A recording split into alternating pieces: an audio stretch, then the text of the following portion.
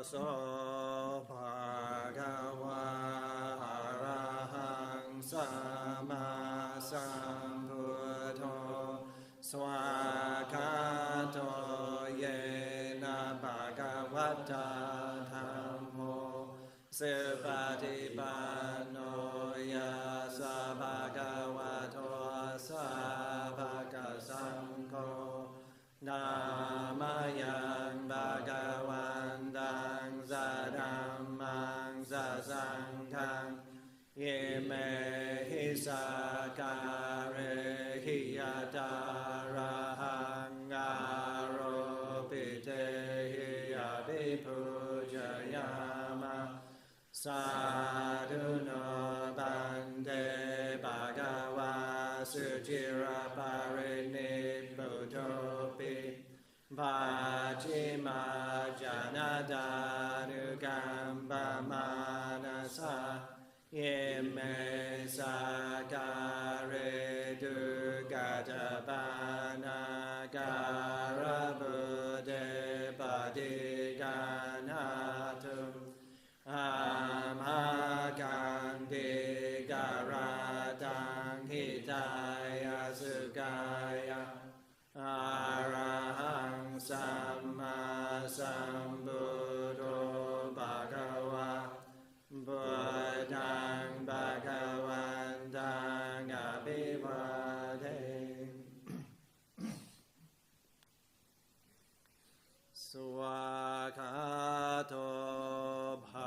Bhagavata Dhammo Dhammang Namasami.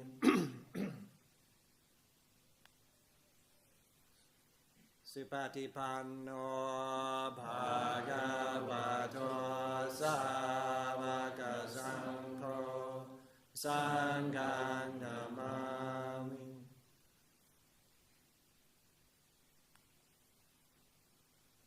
Andamayang Buddhassa Bhagavato Puba Bhaganamakarang Karomase.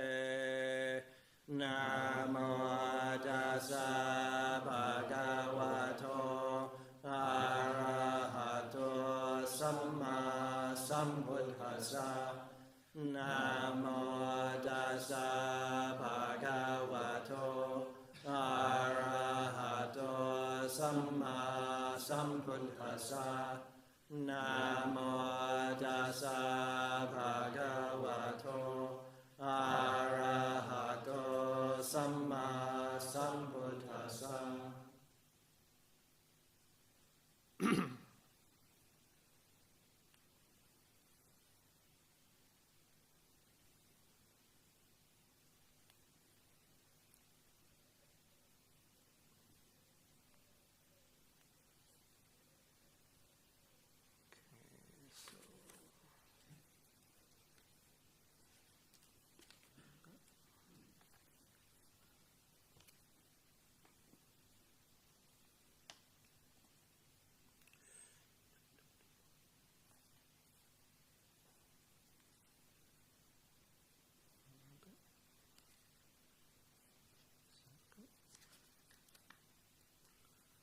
Okay, so repeat after me. I'll do short line by line.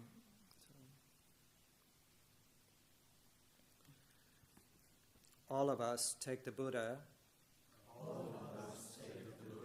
as our refuge. And we delight in the Dhamma that he taught. Sorry, that was the wrong one. They probably all start the same. It does actually, but I was Vitaka Puja, excuse me. No mindfulness. So, continuing, he is an arahant. Fully enlightened by himself. And has compassion for all sentient beings. Being moved by compassion. He has set rolling the matchless wheel of the Dhamma. He proclaimed the Four Noble Truths.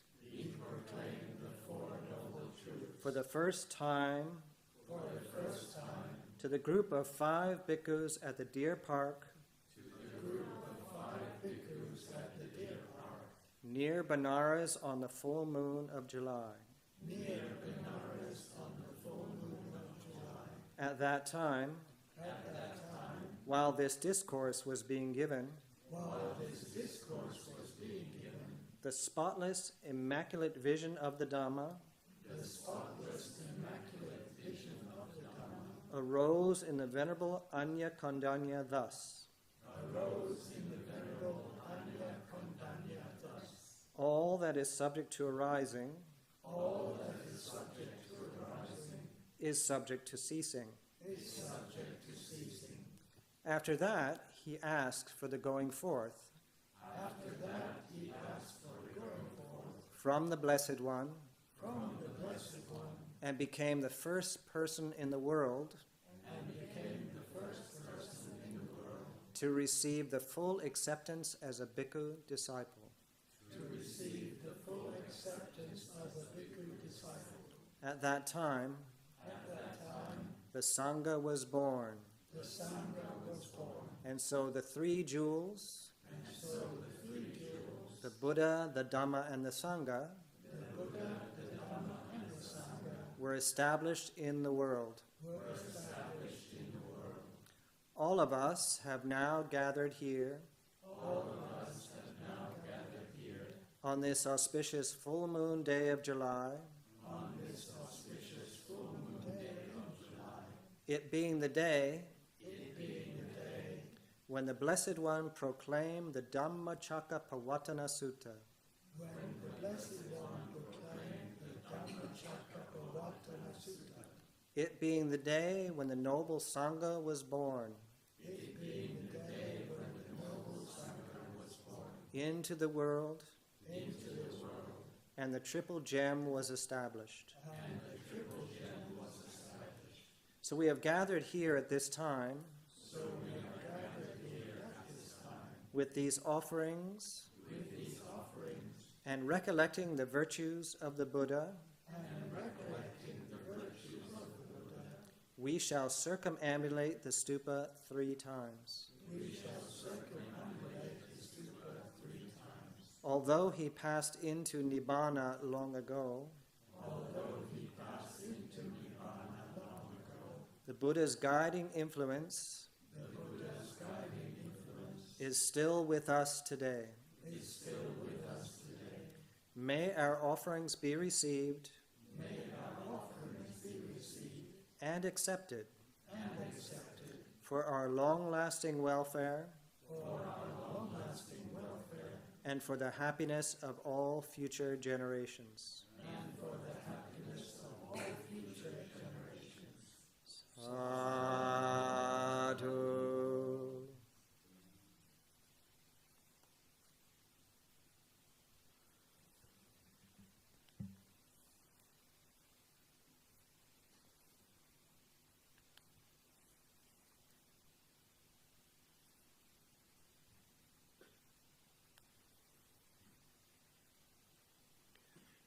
So how's it looking outside?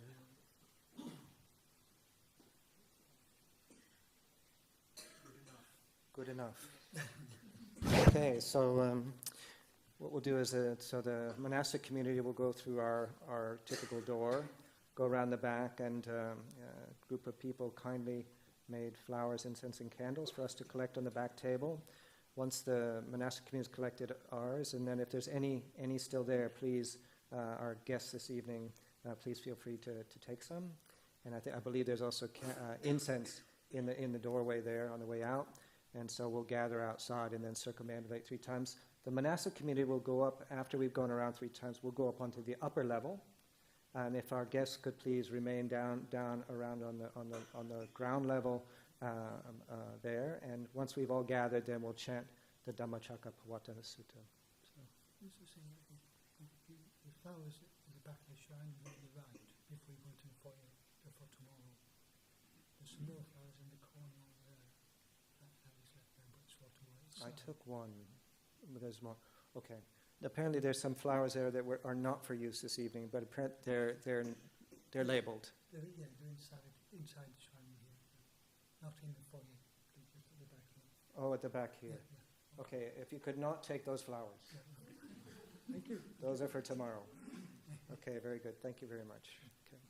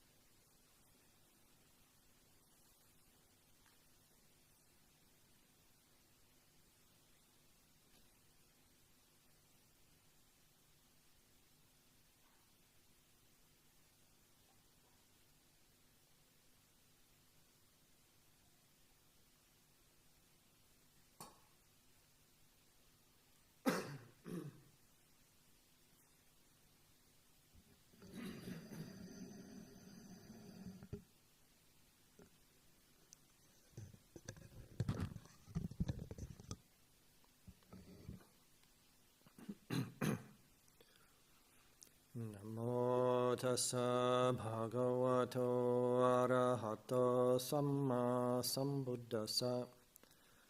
Namo tassa bhagavato arahato samma sambuddhassa. Namo tassa bhagavato arahato samma sambuddhassa. Buddhang dhammang sanghang namasami.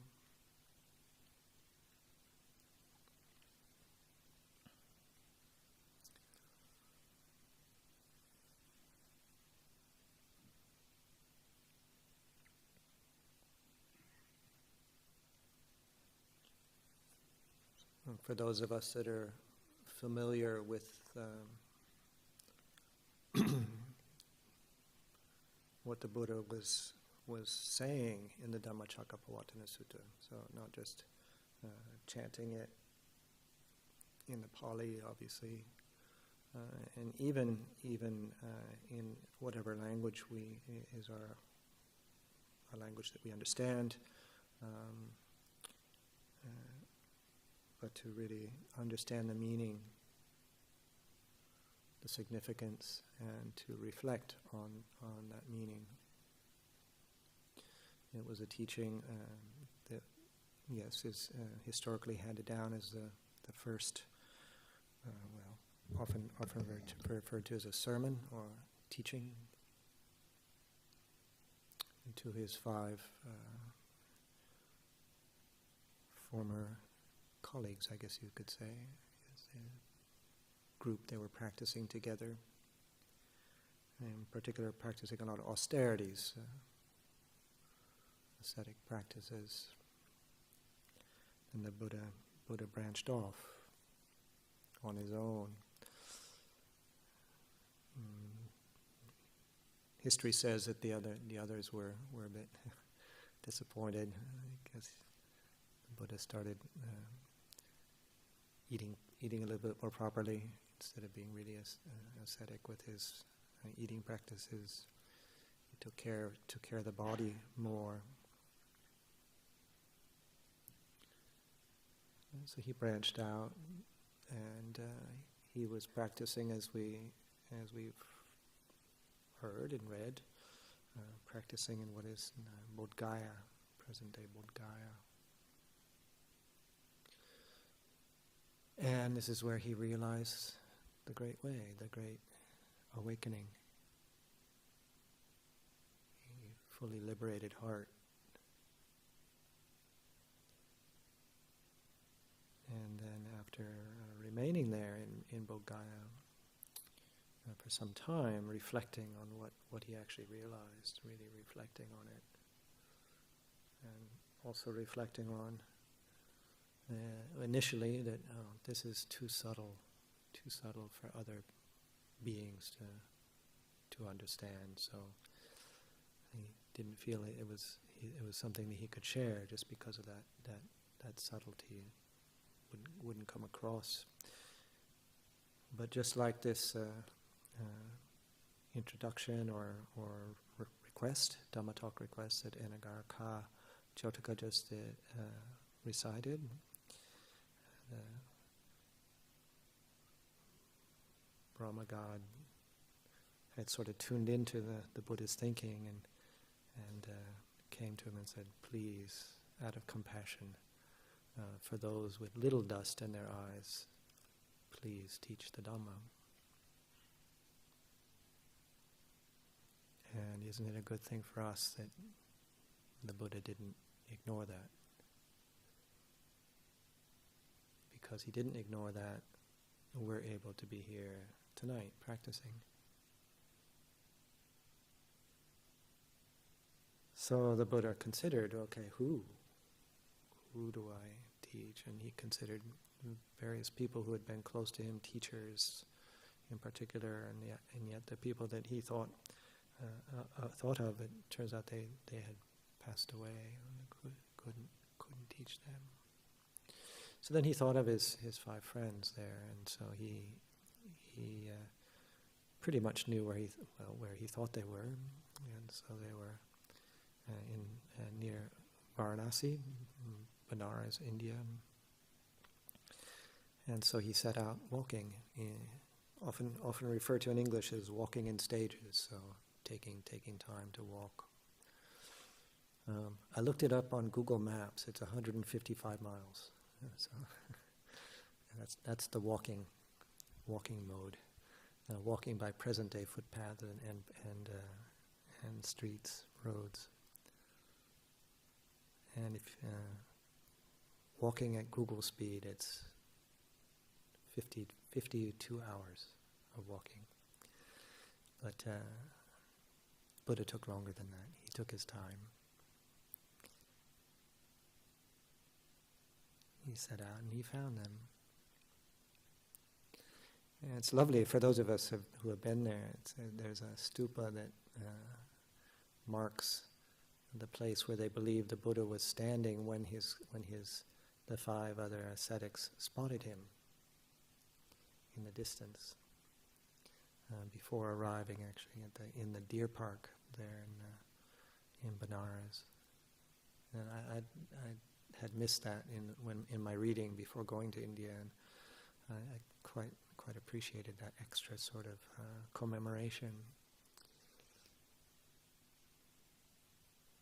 And then when he met with them, he offered this teaching.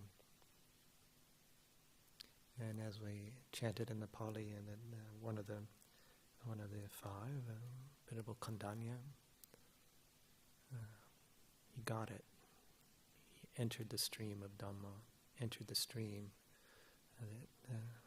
It's considered that you won't have more than seven other lifetimes before realizing full liberation of the heart. Kandanya, Venerable Kandanya.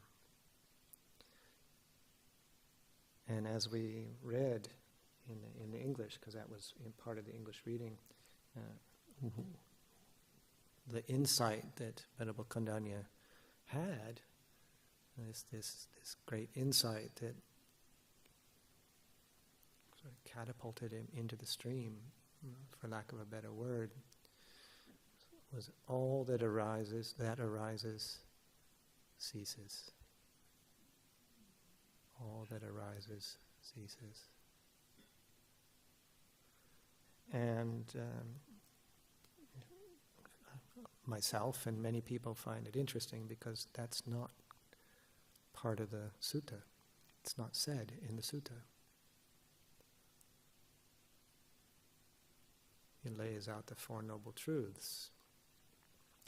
The first noble truth, that there is dukkha, there is this unsatisfactoriness, dissatisfaction, discontent, dis-ease, pain, suffering, unpleasant. Second noble truth is that there's a cause. There is a cause. It's not just comes from nothing. And that cause is this craving for sensual pleasure through the 6 senses: eye, ears, nose, tongue, body, intellect. A craving for identity, to become, to acquire, to become something, to be seen as, to be. And then the third type of craving mentioned is to not be, to not be seen as, to get rid of the annihilation energy.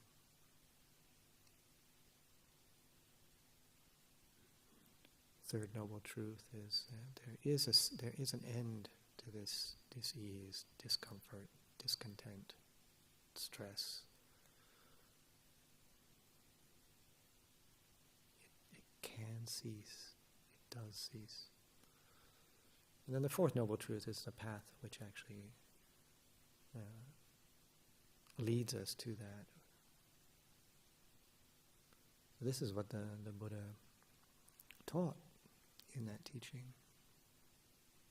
And yet, Venerable Kandanya, the insight was all that arises ceases. So impermanence is one of these core tenets of the Buddha's teaching, that impermanence, ephemerality, the transient nature of all conditioned things. So I ponder this a lot, I reflect on this a lot, that this word dukkha, which I suppose historically in the English language, the translation that you're going to get most frequently since it was translated is suffering. And yet that's having a basket of words, I find, I know other many people that I've spoken to, they find having that sort of basket or cluster of words really helps indicate the nuance in which dukkha can manifest.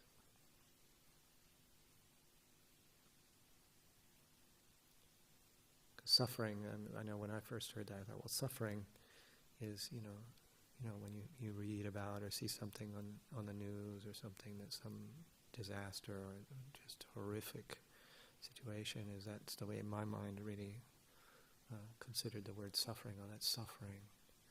So what's happening when you read about the wars that are taking place and the strife and painful situations, suffering. But what the Buddha was pointing at was everything from the most subtle movements of mind, of stress, to that full-blown suffering that maybe many of us are more familiar with. But also the word dukkha can literally just mean pain, painful. So especially when it's coupled with another Pali word, which Vedana, feeling. And in the Theravada Buddhist tradition, is that feeling just has three categories. They're sort of feeling tones: painful, pleasant, or neutral. It's not emotion, like the way we refer to it in English. We'd say, "Oh, my feelings." And that's typically emotional. But Vedana is more just, as I said, this tone. So when you couple the words, and don't worry, I'm not going to turn this into a Pali language lesson, because, well, for two reasons. It's not really what this evening's about, and second, I can't do it. I don't have the skill. So dukkha vedana, painful feeling. So the Buddha experienced, from what we're handed down historically, the Buddha still experienced dukkha vedana. And there's references in the suttas, in the scriptures, of him experiencing dukkha vedana. You know, oh, Venerable so-and-so, could you please finish this talk or expound the Dhamma, because my body hurts. I need to go rest. I need to go lie down. And so he was experiencing painful, limited limitations within the body. Then in the one sutta, his recognition that his two chief disciples had passed away within a very short span of each other, and noticing in the assembly, and he knew they passed away. It wasn't the first time he realized, but to make the expression, oh, this assembly feels empty, is empty without these venerables. So that's pretty bare bones. We don't know exactly, what he was feeling. But there was this recognition that there was a change which was not pleasant. He was a fully enlightened Buddha. So if we're human, we're not going to escape dukkha vedana. So even if fully liberated, but what we can escape is the dukkha based on grasping, on clinging, on this craving. That one we can let go of. We can develop the heart, the mind that can experience the unpleasant and the pleasant, and not cling and not experience dukkha. And so this is the teaching that the Buddha laid out. The Four Noble Truths was this is the roadmap. This is the practice. And it needs to be applied. Intellectually, reading the sutta, you can even memorize it. You can memorize it in Pali, you can memorize it in English or whatever language it's been translated to that we are most familiar with. It doesn't take all that long to memorize that. And then, knowing that teaching, we can then use for reflection, to hold up our moment by moment experience, whatever lands, and hold that experience up in the mirror of Dhamma. These are reflective teachings. And so using these the Four Noble Truths themselves are, when you read them, they're incredibly simple. And yet, as Lumpur Sumedho has referred to many times, he considers it the perfect teaching. And something that he's used for most of his 60 years of practice. Still using that as his reference. Reflecting on it, sharing.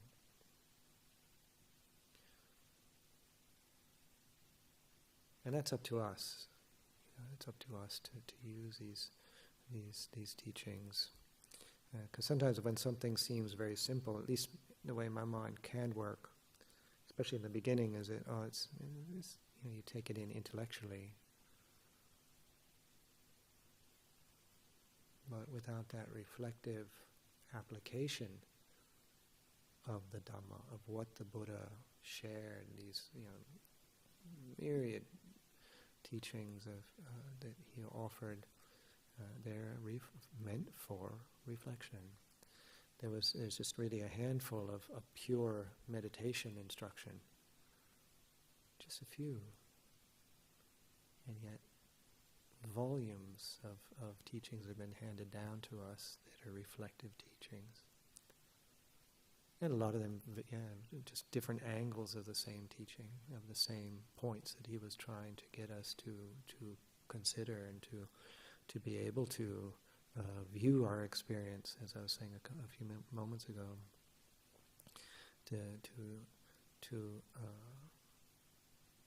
to be able to experience our humanness and our human existence through the eyes of Dhamma instead of through the eyes of ignorance, the eyes of clinging and grasping, the eyes of clinging at identity, self-identity, clinging to sense pleasure. Doesn't mean that we shouldn't experience sense pleasure, but it's the clinging. It doesn't mean that we have to go around identity-less, without an identity. No, it's still, in a conditioned, mundane world, we have an identity. I have my monk's name, I have my lay name, I have 2 passports, we call each other our names,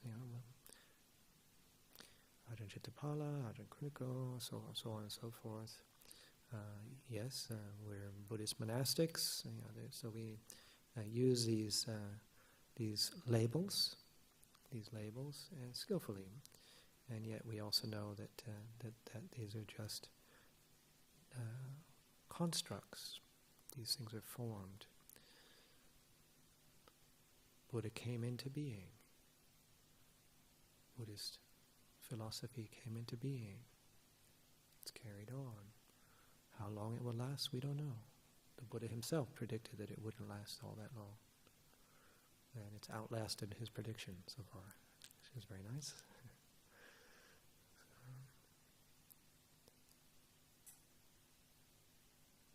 But we need, to use this amazing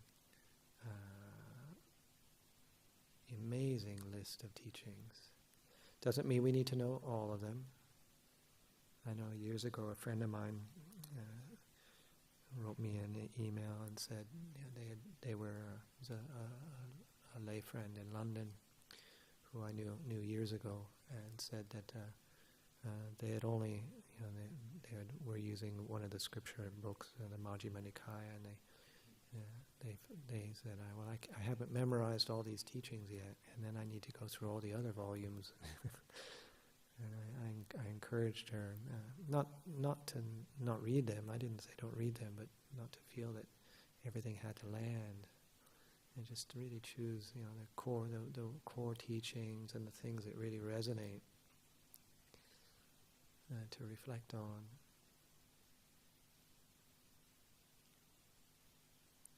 And so, tonight, all of us have the luxury to be in this room in terms of we've got the time, we've got the safety. It's a safe place. All of us have as I mentioned a minute ago, we've got the time to come here. Whether maybe we're watching this on YouTube, we have the time to be watching this, whether live or later on. And so this is something to not be ignored, because we have this, the privilege in our life to have that opportunity, and to not squander it. Is that lovely reflection that we chant frequently, part of the list of 10 subjects for recollection. The days and nights are relentlessly passing. How well am I spending my time? Am I actually using my time skillfully? Develop as a human being. Liberate the heart.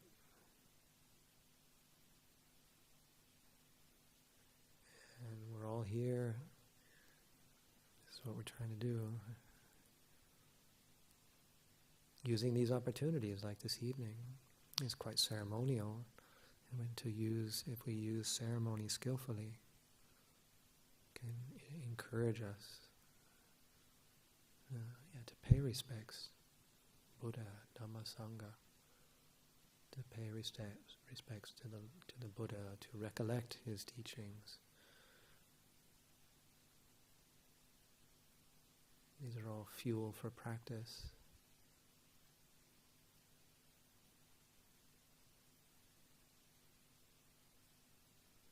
And so our tradition also says that tomorrow we enter the rains retreat, the Vasa, referred to in the Pali scripture language. 3-month period of us we will determine to live in this monastery for these 3 months. We can leave for certain reasons. There's a healthy list of good reasons. But we need to be back before the 7th dawn, so 6 days. To be back. We'll be studying the Vinaya. We'll be having solitary retreat periods of group retreat, for instance, starting tomorrow morning, practicing together, then practicing in solitude. Monastery remains open the whole time because this is our good season for people to be traveling and coming and visiting here. And a lot of people on holiday now. It's summer in this part of the world. And yet we'll be focusing on these aspects of practice. And having solitary retreat and really being able to put things down on the practical side. Put things down to be able to really ponder and deepen our intellectual understanding as well. Because to be able to use these teachings, we need to understand them. And once we have a decent grasp, then we can really then hold them up, as I was saying earlier, hold them up to our experience. What's entering the heart and mind? Is there clinging? Is there dukkha? And the more quiet the mind and heart goes, the more subtle the dukkha we'll see. And more subtle we'll see the clinging and all the little, the large ones are easy to see typically, or easier. But to start to see those ones that are maybe part of our blind spot, and that expression in English, we have a blind spot. Don't see. like a pond. The more still the pond, and the deeper, the more clear we can see down and deeper into the water and see what's deep down in there.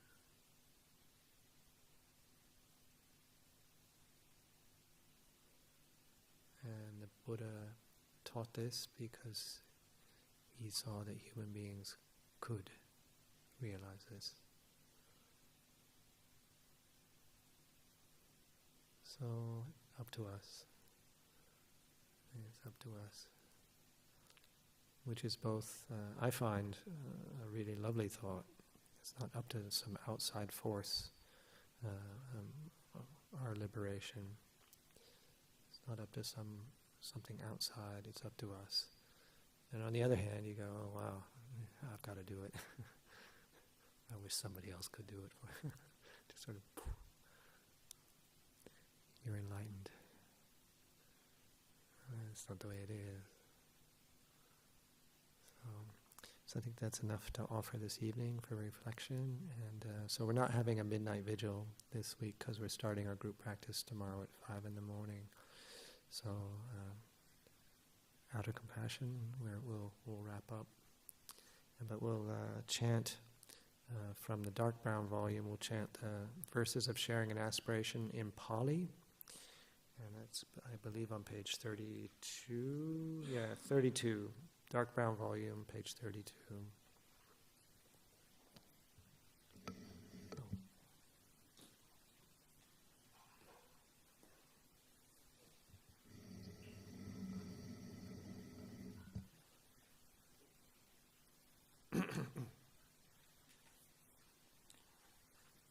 Andamayang udisana ditana gatayo banamase yemena panyakamena upajaya gunutaraha chariyupakara Jamata pita chanyata kasuriyo chandi maraja gunawanta narapita brahma maraja inda jalokapala jadevata Yamamita manusa jamajata verika bijasa besata Sokihandu punyani pakatani mesukan jati vida dentu kipang bapeta bomata Yemena punyakamena yemena udisena jakipahang sulabe cevadanupa dana cedanang yesandane hina dhamma Yabani banado mamang nasantu sabada Yebayata jado bhave ujujita Zade panya sale viriyam hina Mara labandana kazanga dunja viriyesume Buddha di bhavaro nado dhammo nado varodhammo nado bhajeka buddha ca sangho nado taro mama Desa dhamma nubhave namaro kasang labhantuma. And we'll chant the closing homage in Pali and English, and that's on page 16 in the same book, page 16.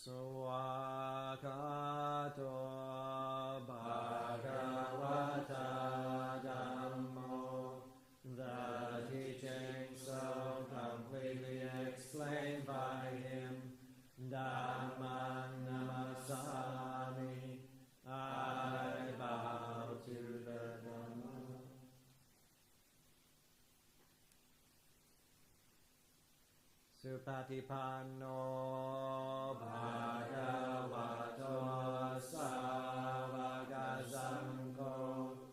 The blessed ones, disciples who have practiced well, Sangham Namami.